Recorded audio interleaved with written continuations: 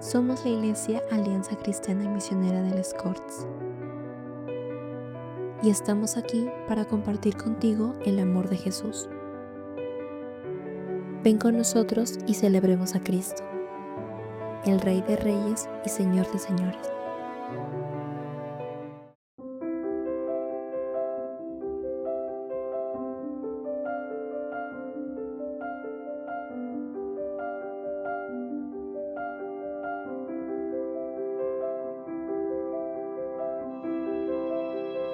Y amén. Amada Iglesia, a través de nuestras predicaciones, desde que hemos empezado esta nuestra serie hasta los confines de la tierra, basada en el libro de Hechos, el Señor iba obrando en su iglesia a través de sus siervos los apóstoles. Recordemos, después de la venida del Espíritu Santo, Hechos 1:8, empezó la iglesia a multiplicarse, pero también la iglesia empezó a sufrir persecuciones, a sufrir cárcel, a sufrir el miedo de la persecución, del encarcelamiento. Pero en medio de ellas, la iglesia tomó valor en el Espíritu.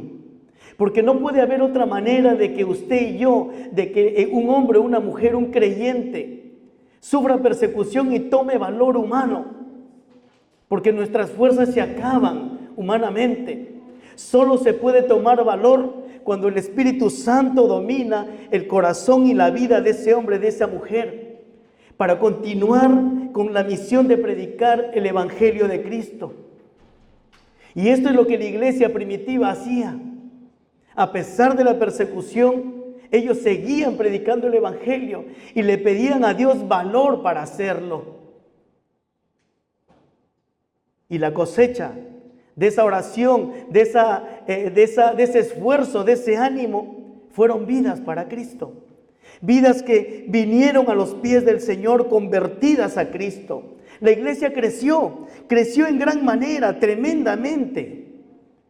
Pero también así como creció, así como hubo vidas convertidas, también aumentaron los problemas.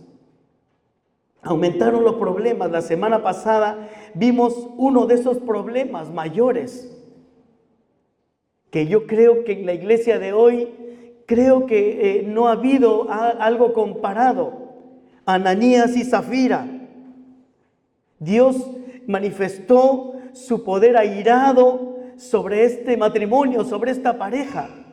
Como bien dijo el apóstol Pedro, no has mentido a los hombres, le has mentido a Dios, has mentido al Espíritu Santo. Hermanos, este es el contexto del pasaje que ha leído Fernando.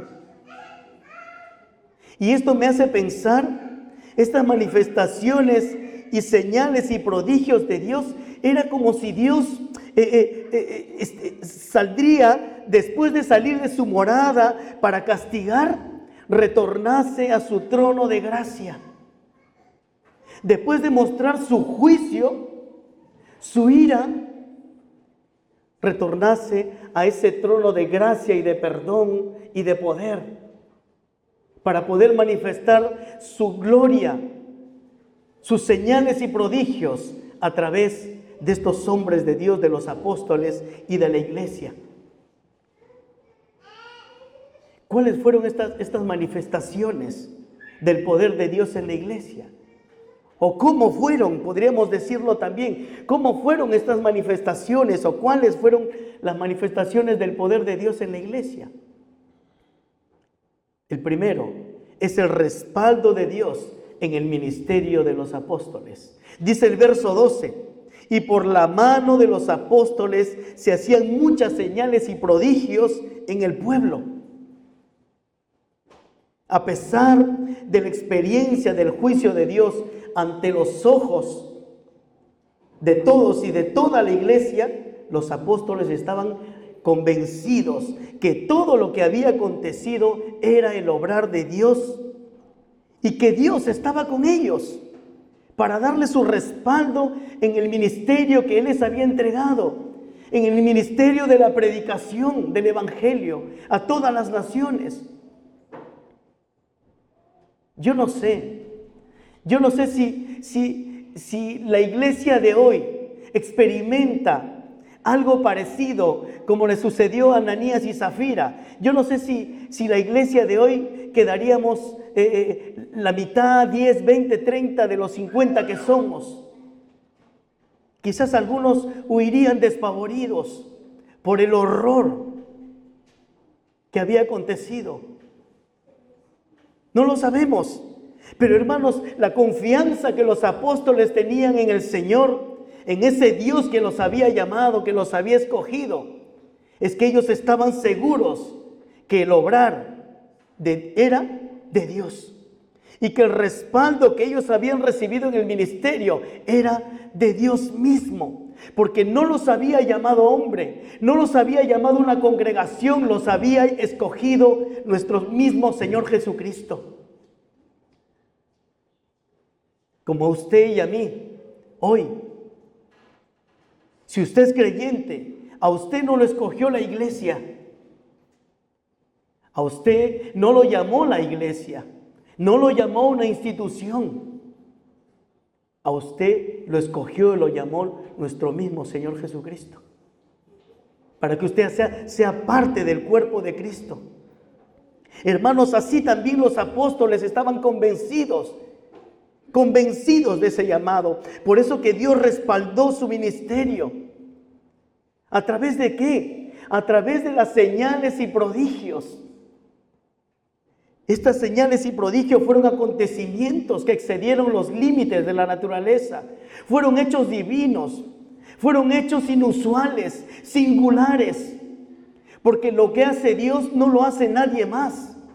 Hay alguien que quiere imitarlo, que es el enemigo de nuestras almas, pero lo hace para mal, lo hace para esclavizar a la gente.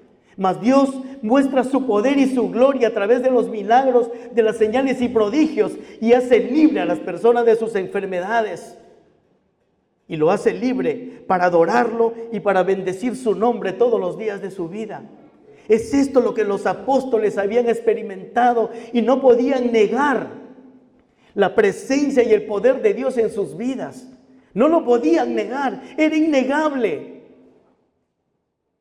Nosotros podemos pasar momentos difíciles en la vida. ¿Cuántos de nosotros ha llorado?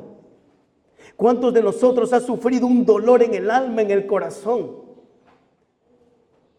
Pero usted y yo sabemos de que Dios está con nosotros. Y que de alguna manera Dios está permitiendo un momento difícil en nuestras vidas con propósito eterno. Amén. Hermanos, los milagros que los apóstoles hacían eran la prueba de su misión divina. Eran señales y prodigios. Y tales prodigios eran señales evidentes de la presencia del poder de Dios a través de sus manos. Porque así dice el verso, y por la mano de los apóstoles se hacían muchas señales y prodigios en el pueblo. Dios los respaldaba. Dios respaldaba a sus apóstoles. ¿A quiénes respalda Dios su ministerio? ¿De quiénes Dios respalda su ministerio con su presencia y poder? ¿Usted lo sabe? ¿Sabe de quién? ¿Sabe a quién respalda a Dios? Número 1. A quienes le creen. Dios respalda el ministerio de quienes le creen. Dice Isaías 66:2, mi mano hizo todas estas cosas, y así todas estas cosas fueron, dice Jehová. Pero miraré a aquel que es pobre y humilde de espíritu y que tiembla a mi palabra. Yo no sé cómo usted se acerca a Dios, pero debemos acercarnos con humildad, no con la pretensión de ya saber lo que Dios ha dicho, sino con un corazón humilde. ¿Sabe por qué? Porque usted y yo no sabemos. Dios sí sabe. Y Él lo sabe todo. Usted y yo sabemos a medias lo que Dios ha dicho, pero Dios lo sabe completo. Y en esa actitud debemos acercarnos a Dios. ¿Sabe para qué? Para creerle. Para creer que Él es el autor y el dueño de la verdad. Usted ni yo somos los dueños de la verdad. Él, nuestro Señor Jesucristo, es el dueño de la verdad. Por eso dice el Señor: miraré a aquel que es pobre y humilde de espíritu y que tiembla a mi palabra. Yo no sé si usted ha temblado cuando ha leído la palabra de Dios hoy. No sé si le ha cogido una terciana de esas y dice: ¡wow!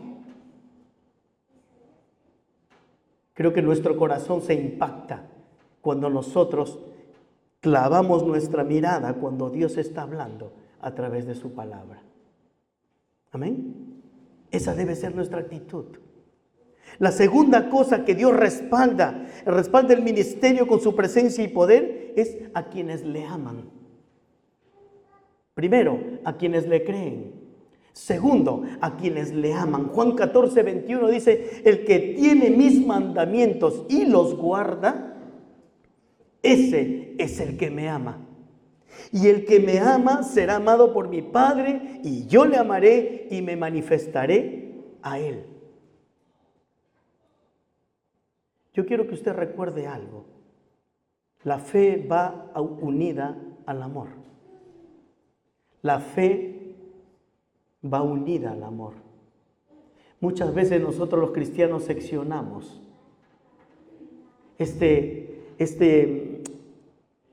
esta dualidad poderosa de Dios, la fe y el amor. Cuando nosotros lo seccionamos, hay un desbalance espiritual en nosotros. Porque la fe debe de producir amor en nosotros. Porque la fe viene por el oír y el oír por la palabra de Dios. Cuando nosotros nos acercamos a la palabra de Dios, Dios nos muestra quién es Él. ¿Cómo es Él? ¿Qué es lo que Él hace y ha hecho por nosotros y hará mañana por nosotros? Él nos muestra su bondad, su piedad, su compasión, su corrección. Todo nos muestra a través de su palabra. Y si nosotros lo creemos, nos enamoramos de Él. Lo amamos. Y lo amamos. Por eso dice la Escritura: el que tiene mis mandamientos y los guarda, ese es el que me ama. Y hay recompensa para aquel que ama a Dios. Dice: será amado por mi Padre, y yo le amaré y me manifestaré a Él. ¿Con qué? Con su presencia y poder. ¿Amén? Amén. La tercera cosa por la cual Dios respalda el ministerio de alguien es a quienes le obedecen. 1 Pedro 1:2 dice: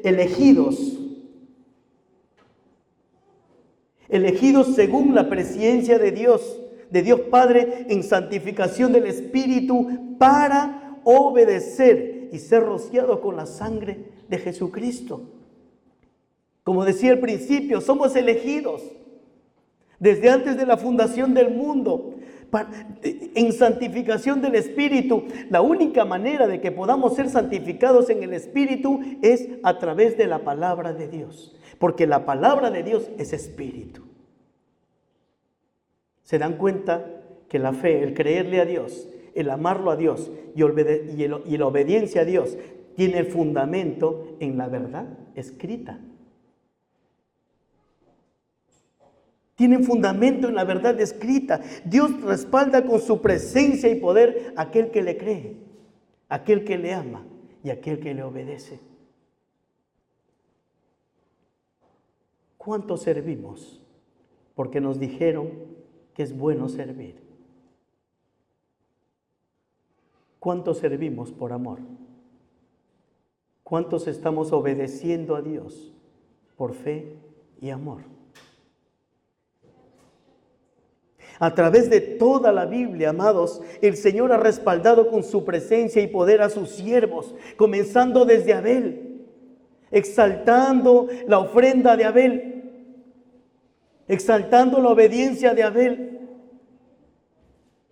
con Noé, guardándolo del diluvio por su obediencia, por su amor a Dios. A Abraham, por obedecer, por amar a Dios, lo hizo padre de multitudes. con Moisés.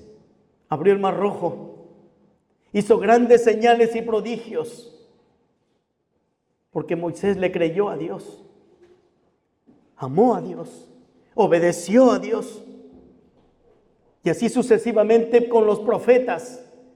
Y hoy estudiando la historia de la iglesia primitiva, igualmente con sus discípulos, con los apóstoles. Dios respalda el ministerio de aquellos que le aman, que le creen y le obedecen. Y el primero y más grande ejemplo es nuestro Señor Jesucristo, del respaldo de Dios aquí en la tierra en todo su ministerio. Dice Lucas 7 del 20 al 23. Este pasaje tiene el contexto de que cuando Juan el Bautista fue apresado, estaba en la cárcel y de alguna manera Juan el Bautista dudó de que Jesús fuera el Mesías, el enviado de Dios. Y envió a sus discípulos a preguntarle a Jesús. Y miren qué le pregunta. Cuando pues los hombres vinieron a él, dijeron: Juan el Bautista nos ha enviado a ti para preguntarte: ¿eres tú el que había de venir o esperaremos a otros? Mire, Jesús no le dice ni sí ni no. Mire la respuesta. En esa misma hora sanó a muchos de enfermedades y plagas y de espíritus malos, y a muchos ciegos les dio la vista. Y respondiendo Jesús les dijo: id y haced saber a Juan lo que habéis visto y oído. Los ciegos ven, los cojos andan, los leprosos son limpiados, los sordos oyen, los muertos son resucitados, y a los pobres es anunciado el evangelio, y bienaventurado es aquel que no haya tropiezo en mí. Mire las señales y prodigios. Mira el respaldo de Dios a su Hijo. Tremendo. Es tremendo esto, hermana. Dios respaldó a su Hijo con señales y prodigios. Fue las acciones de nuestro Señor Jesucristo en el poder del Espíritu Santo. Dios nos respalda. Iglesia amada del Señor, Dios nos respalda con su poder a aquellos que viven para sí mismos. Dios nos respalda. Dios nos respalda a aquellos que quieren ser los primeros en todo. A los orgullosos, a los mandones, a los que creen, a los que se creen los dueños del ministerio donde están sirviendo. Dios nos lo respalda. Los apóstoles fueron guiados por el poder del Espíritu Santo y obedecieron a su voz y su guía. Y quiero que escuche algo. Una de las más importantes señales de un cristiano genuino es su testimonio de vida. Su testimonio de vida en el Espíritu. Si te esfuerzas humanamente en obedecer a Dios, un día te vas a cansar. Pero si dejas que el Espíritu Santo guíe tu vida, guíe tus pensamientos, guíe tu corazón, guíe tu momento con Dios, será Dios quien obre su poder a través de ti, a través de mí. Dios respalda el ministerio de sus apóstoles, de sus hombres, de sus mujeres, de sus siervos de Dios, con señales y prodigios, con milagros. Hermanos, si Dios quiere que respalde tu ministerio, ¿cuántos quieren que Dios respalde su ministerio en su hogar? Amén. ¿Cuántos quieren que Dios respalde su ministerio familiar? No tomes entonces el lugar de Dios. No tomemos el lugar de Dios. No apuntes con el dedo cuando el ser que amas se equivoca. No lo hagas. Dios está allí. Dios es un Dios cercano. Dios es un Dios celoso. Y Él defiende a sus hijos.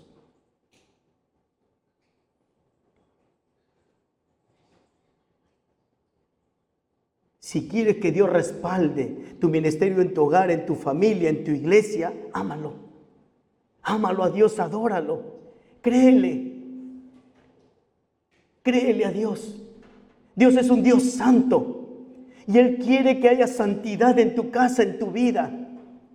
Que tus palabras puedan bendecir a tu esposo, a tu esposa, a tus hijos. Que tus palabras puedan bendecir a tus hermanos en la fe. Que tus palabras, que tus hechos puedan bendecir a tus compañeros en la universidad, en tus estudios, en la calle, en cualquier otro lugar. Si Dios quiere que respalde tu vida, tu ministerio. Quizás aquí alguno no está en ningún ministerio, ni en Amadas, ni en los varones, ni en los jóvenes. Quizás no somos muy asiduos algunos. Pero ¿sabes qué? Igualmente tienes un ministerio en tu casa. Vive el Evangelio en tu casa.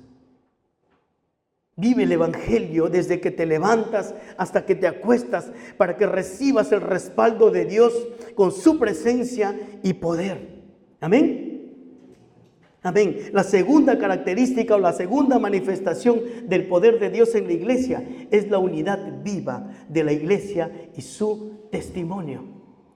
La unidad viva de la iglesia y su testimonio. El verso 12 que hemos leído dice: y por la mano de los apóstoles se hacían muchas señales y prodigios en el pueblo, y estaban todos unánimes en el pórtico de Salomón. Y estaban todos unánimes en el pórtico de Salomón. ¿Cuántos estaban unánimes? Todos. Todos, dice, todos. No un grupo, no solo los hombres por su lado, las mujeres por su lado, los jóvenes por su lado. No, todos eran unánimes. ¿Y qué significa unánimes? Eran de un mismo parecer, de un mismo sentir, de un mismo corazón, en una misma visión. En una misma visión. Nosotros podríamos decir que todos estaban en un mismo espíritu, dominados por un mismo espíritu, llenos del mismo espíritu de Dios. Amén. Eso significa unánimes. La unanimidad o la unidad de la iglesia se mide no solo por comprender su significado. Debemos estar unidos, sí, debemos estar unidos y cantamos juntos y nos alegramos y hacemos nuestras actividades juntos. Pero hermano, el verdadero significado de la unidad es práctico. Es vivir esta unidad en el mismo espíritu, porque la iglesia del primer siglo perseveraba en la unidad, en el mismo sentir de que Dios sea glorificado en todo, de que Dios sea exaltado en todo, de que Dios sea visto en todo. No yo, no usted, sino Dios, sino nuestro Señor Jesucristo. Este era el testimonio público de unidad de la iglesia primitiva. Sus reuniones dice que eran en el pórtico de Salomón, y en ese pórtico de Salomón era un patio grande, donde estaba en el lado oriental del monte del templo. Y era llamado así porque era un lugar construido sobre un resto de los cimientos del antiguo templo de Salomón. Por eso lo llamaban el pórtico de Salomón. Y este era el lugar donde Jesús mismo había predicado, había enseñado el Evangelio. Este también era el lugar, y ese es el lugar donde la iglesia se reunía, unida, unánime, en el mismo sentir, como un solo hombre, en un mismo corazón. Los creyentes se reunían con perseverancia en este pórtico, mostrando así una comunidad visible, sencilla, unida y centrada en nuestro Señor Jesucristo. Amados, la unidad, en la unidad de la iglesia, en esa unanimidad, el Señor se glorifica siempre y Él muestra su presencia y poder. Hermanos, usted y yo podemos pensar diferente. Podemos tener diferentes puntos de vista. Pero ¿sabe qué? La palabra de Dios siempre debe ser nuestra regla de vida y orden en todos nuestros asuntos, como iglesia y como familias. La palabra de Dios siempre debe corregirnos. Siempre debe marcarnos la guía hacia dónde debemos ir y qué debemos hacer, cómo debemos pensar y cómo debemos hablar. Siempre. Cuando ponemos la palabra de Dios como la luz a nuestras diferencias, entonces andamos y decidimos vivir en unidad. Amén.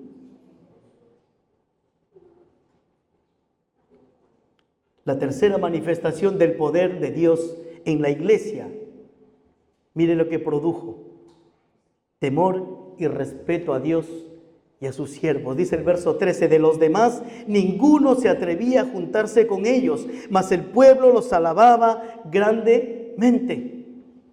Ellos, los apóstoles, hacían señales y prodigios, y había un tremendo, había descendido el poder de Dios al pueblo en medio de la iglesia.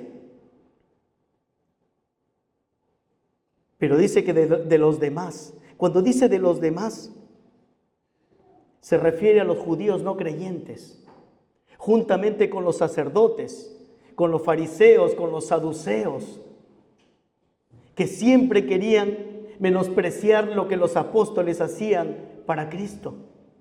Siempre querían desacreditarlos. Estos eran de los demás y ninguno de ellos se atrevía a juntarse con ellos. Ninguno. ¿Sabe por qué? Porque un miedo se había apoderado del corazón de ellos. Pero un miedo y a la vez un respeto a Dios había envuelto el corazón de estos judíos. Tal es así que no solo su incredulidad, sino que ellos no querían creer. Y como no querían creer, ese era el freno de que ellos no se juntasen con los apóstoles y con la iglesia. Ese era el freno, su falta de fe, su falta de voluntad de creer. La manifestación del poder de Dios en la iglesia ha causado miedo y respeto reverentes en aquellos que no creen.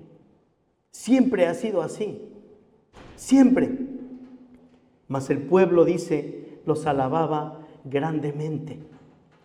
El pueblo exaltaba a los apóstoles porque a través de ellos estaban viendo el poder de Dios. Los sacerdotes estaban buscando la manera de cómo desacreditar a los apóstoles, pero no pudieron impedir que el pueblo sencillo exaltara, elogiara a los apóstoles. No pudieron impedirlo.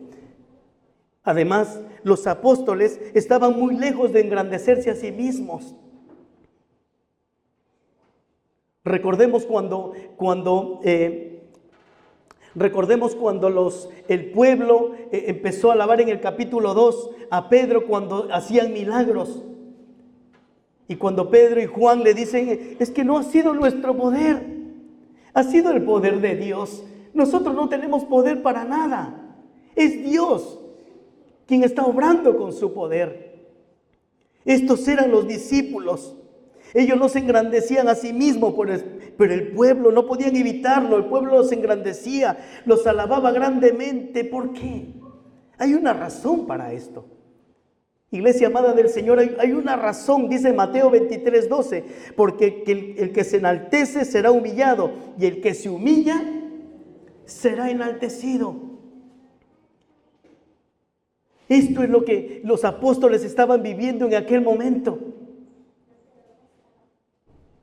Hermanos, el que se humilla delante de Dios será tenido en honor por tributarle a Dios el debido respeto y reverencia, la verdadera honra.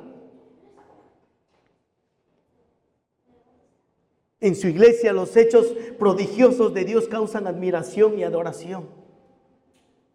No solo por lo que Dios es, que ya se merece toda gloria y toda honra y todo servicio nuestro, sino por aquellos que proceden con fe y humildad y reverencia al Dios grande y temible. Porque Dios estaba mostrando su poder. Amada iglesia del Señor, la buena reputación no solo se gana teniendo conocimiento de Dios, sino se gana honrando a Dios en toda nuestra manera de vivir. Amén. La buena reputación. Si usted quiere tener una buena reputación, viva como Dios manda. Viva como Dios manda o haz como Dios te ha mandado es un refrán muy popular aquí en España. Aquí en España se ha vuelto un refrán popular. Dice, como Dios manda, haz como Dios manda. Y de eso debemos aprovecharnos nosotros también para poder coger esa frase y poder también presentarles el Evangelio como Dios manda. La cuarta manifestación del poder de Dios en la iglesia es el milagro de Dios en los corazones y en los cuerpos de muchos. Es el obrar de Dios en los corazones y en los cuerpos de muchos.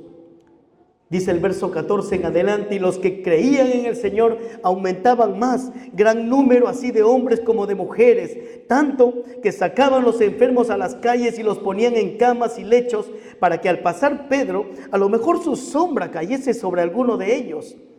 Y aún de las ciudades vecinas, muchos venían a Jerusalén trayendo enfermos y atormentados de espíritus inmundos, y todos eran sanados. ¡Wow! ¡Qué tremenda manifestación del poder de Dios! ¿No le asombra a usted esto?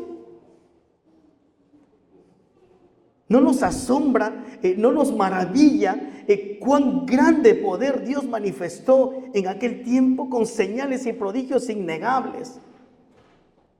Pero hay una cosa importante aquí.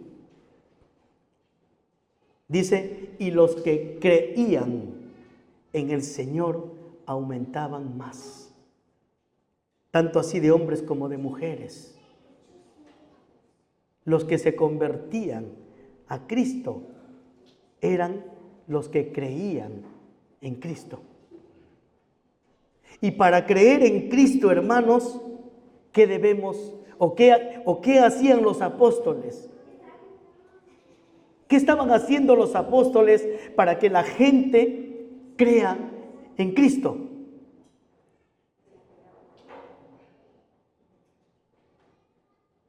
Predicaban el Evangelio. Lo único que hacían es predicar al Cristo crucificado, dice 1 Corintios 1:23, pero nosotros predicamos a Cristo crucificado. Los apóstoles predicaban a Cristo. Predicaban que Cristo había venido a morir en una cruz por el pecador, a derramar su sangre preciosa por el pecador, para que el pecador depositara su fe en esa cruz, en esa obra de Cristo en la cruz, y sea perdonado de sus pecados y obtenga un corazón nuevo para servirle a Dios, y Dios le dé la vida eterna, y Dios le dé una nueva vida. Ese era lo que predicaban los apóstoles. Ese era lo que predicaba siempre. El mensaje no ha cambiado. Dice Hechos 2:38, lo que ya hemos visto en otros mensajes. Pedro les dijo, arrepentíos y bautícese cada uno de vosotros en el nombre de Jesucristo para perdón de los pecados, y recibiréis el don del Espíritu Santo. Hechos 3:19 dice, así que arrepentíos y convertíos para que sean borrados vuestros pecados, para que vengan de la presencia del Señor tiempos de refrigerio. El primero y el segundo mensaje de Pedro, donde se convirtieron 3,000 y después 5,000. El mensaje no ha cambiado. El mensaje del Evangelio no ha cambiado. Los discípulos predicaban este Evangelio. Aunque hoy, bueno, esto ha sido siempre. Siempre hay una imitación del Evangelio. Siempre. Ese Evangelio que dice, ven a Cristo y Él te sanará. Ven a Cristo y Él te prosperará. Ven a Cristo y Él te dará negocios, te dará dinero. Ven a Cristo y nunca más tendrás problemas, porque Él estará contigo. Hermanos, ¿esto es cierto o no?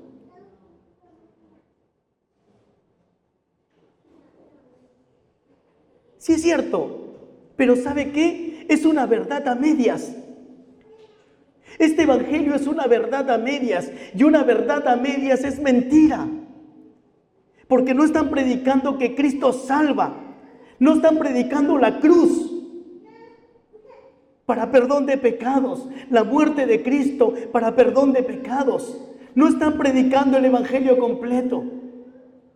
Por lo tanto, es una mentira. Este mensaje es humano. Hasta podríamos decir que este mensaje es diabólico. Porque cuando el enemigo se presenta ante ti, ante nosotros, para engañarnos, se presenta. ¿Cómo se presenta? Se presenta guapo y guapa, ¿no? Se presenta con riquezas. Recordemos Mateo capítulo 4, cuando el Señor fue tentado en el desierto. ¿Cómo se presenta? ¿Qué le ofreció el enemigo? Le ofreció los reinos del mundo. Le ofreció poder, le ofreció gloria. Y Jesucristo, como Dios, le respondió también con la misma palabra de Dios. El verdadero mensaje del evangelio es donde Dios manifiesta su poder y su gloria. Lo primero, transforma corazones. Lo primero es que transforma corazones, haciéndole entender al pecador que tiene que arrepentirse de sus pecados y venir a Cristo y creer en Él y entregarle su vida a Cristo por fe. Solo así esa persona es salvada, es transformada. Este es el mayor milagro que nosotros como iglesia podemos hacer una fiesta por ello, porque en el cielo hay fiesta cuando un pecador se arrepiente. Este es el mayor milagro, el mayor prodigio de Dios.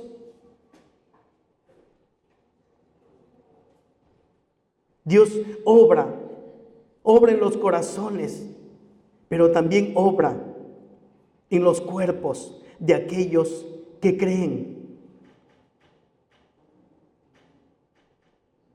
Tanto dice el verso 15, que sacaban los enfermos a las calles y los ponían en camas y lechos para que al pasar Pedro, a lo menos su sombra cayese sobre alguno de ellos. Esto me hace pensar al zapato milagroso, ¿no? Al agua que hace milagros, a la rosa milagrosa, ¿no? A la sal, al aceite recién traído de Israel. Es un aceite que te sana y te da poder. Hermanos, pero lo que pone aquí es una señal y un prodigio de Dios. La sombra de Pedro, la gente veía tal manifestación del poder de Dios a través de los apóstoles que creían que aún la sombra de Pedro podría sanarlos. Pero ¿saben qué? Esta sombra ilustra el asombro y el respeto y la admiración que la gente tenía por los apóstoles. La gente estaba asombrada, estaba maravillada. Tal es así que ellos pensaban en su corazón que por lo menos la sombra le roce a sus enfermos para que sean sanados. La sombra de Pedro no poseía poderes mágicos, sino que, como el caso de la mujer que tocó el manto de Jesús, ¿recordáis? Marcos 5:29, esta mujer decía: si tocare tan solamente su manto, seré salva. Ella no fue pensando en que el manto le podría sanar, sino ella fue pensando en su corazón, en aquel que llevaba el manto, nuestro Señor Jesucristo. Y fue sana, En Hechos 29, hay otro ejemplo, Hechos 19, del 11 al 12, Pablo en Éfeso, y hacía Dios milagros, miren lo que dice, y hacía Dios milagros extraordinarios por mano de Pablo, de tal manera que aún se llevaban a los enfermos los paños o delantales de su cuerpo, y las enfermedades se iban de ellos, y los espíritus malos salían. ¡Wow! Eso sí es para decir, wow, qué maravilla, qué tremendo poder de Dios. La sanidad no viene de los artículos que usan los siervos de Dios, sino de la fe de aquellos que miran a Dios como su única esperanza. Solo Dios puede sanar. La gracia de Dios se derramó en toda la ciudad, en toda la iglesia, y aún, dice el verso 16, aún de las ciudades vecinas muchos venían a Jerusalén trayendo enfermos y atormentados de espíritus inmundos, y todos eran sanados. A lo mejor te estás preguntando, ¿por qué hoy no pasa esto? ¿Por qué no está ocurriendo estas señales y prodigios de Dios en la iglesia? Hermanos, el Dios del universo, Él hace lo que quiere, cuando quiere y como quiere. Él es el soberano Dios, Él es el que gobierna. Nadie lo puede convencer o manipular para que haga algo a favor de alguien. Él hace porque quiere, Él sana porque quiere. Y nosotros solo debemos aprender a esperar en Él. Solo debemos buscar su respaldo en toda nuestra vida. Vivir en unidad del Espíritu, con reverencia, con temor a Dios. La mayor muestra de la manifestación del poder de Dios es su obrar de salvación en el corazón de aquellos que creen en Él y que tienen fe. Este es el Dios que tenemos, iglesia. Este es el Dios que usted y yo tenemos. Grande, temible, poderoso, maravilloso, portentoso, el único que puede salvar.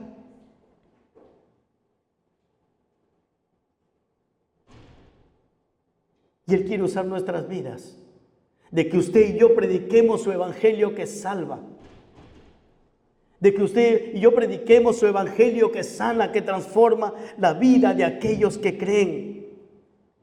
Solo el evangelio produce fe para arrepentimiento. Escuche bien lo que le digo. Solo el evangelio produce fe para arrepentimiento.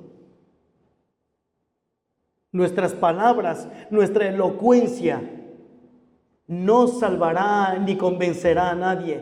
Prediquemos el evangelio como está escrito. Busquemos la forma, la manera de presentar el evangelio.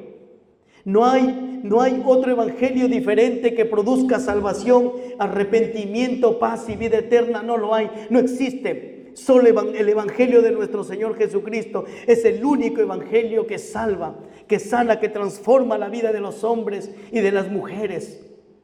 Este es el evangelio que a nosotros nos ha transformado nuestra vida. Este es el evangelio que ha sanado nuestro corazón. Ese corazón pecaminoso, inclinado al pecado, Dios nos puso uno nuevo. Allí hemos visto la manifestación del poder de Dios en nuestra vida. Quizás no hemos visto a los cojos andar. Quizás no hemos visto a los ciegos ver. Quizás no hemos visto a los mancos que le crece un brazo. Quizás no lo hemos visto, pero usted y yo somos la evidencia de que Cristo tiene poder para salvar, para sanar, para transformar nuestras vidas. ¿Amén? Es así. Esta es la realidad que nosotros vivimos y nadie puede negarlo. Nadie puede negar lo que Dios ha hecho en tu corazón y en el mío. Yo no sé si en esta tarde tú quieres que Dios haga un milagro en tu corazón. Yo no sé si tú tienes a Cristo en tu corazón. Si tú le crees hoy, Dios manifestará su poder y su presencia a tu vida. Cierra tus ojos allí donde estás. Cierra tus ojos. No tengas vergüenza. Todos estamos con los ojos cerrados. Yo no sé cuál es tu necesidad. Yo no sé lo que tú estás pensando en tu corazón. Quizás estás luchando allí donde estás, si creer o no creer, si entregarle tu vida a Cristo o no. Yo no sé si tú estás creyendo o no en que Dios tiene poder para transformar tu vida, para salvarte de la muerte eterna.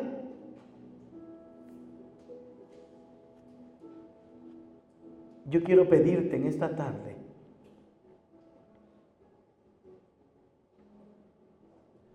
que tú reconozcas delante de Dios que has pecado contra Él. Porque por ellos, por los pecadores, vino Cristo a salvar lo que se había perdido. Porque estamos destituidos de la gloria de Dios. Porque la paga del pecado es muerte eterna. Mas el regalo de Dios es vida eterna en Cristo Jesús.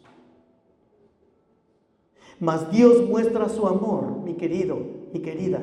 Mas Dios muestra su amor en que tú, siendo pecador, Cristo murió por ti.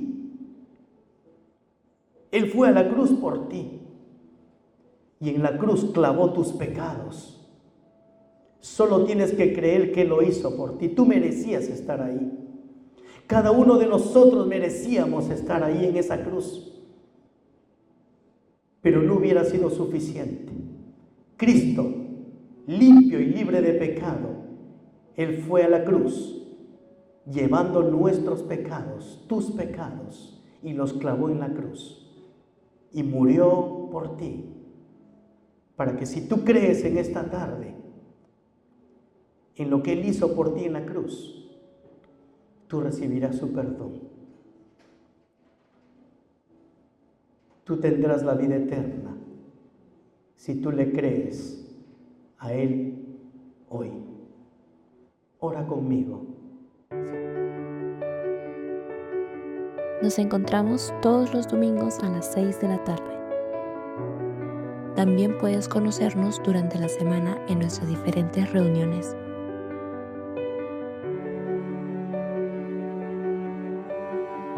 Síguenos en nuestras redes sociales. Nos gozamos que estés aquí.